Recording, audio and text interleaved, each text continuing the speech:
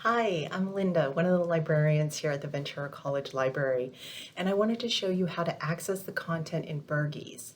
First, go to Ventura College Library's homepage at www.venturacollege.edu/library, then click on the link just below the search bar titled Databases A to Z. Click on the letter B or scroll down to where you see Bergey's, click on that link, and if you're not on campus, you should be prompted to log in through the student portal at this point. From there, you may see either this view or this one. Both options should give you access to the content that you need for this assignment.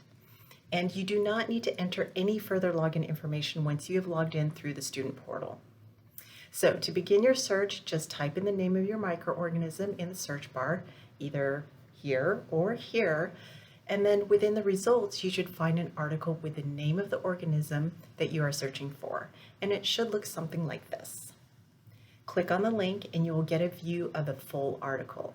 From here, you can read the information directly online, or to get a better view of the tables, we recommend that you download the PDF, which offers a much better readable view. If you're still unable to access the material that you need, please contact a librarian either through our chat feature on our homepage or email us at vcrefdesk@vccd.edu. Thank you.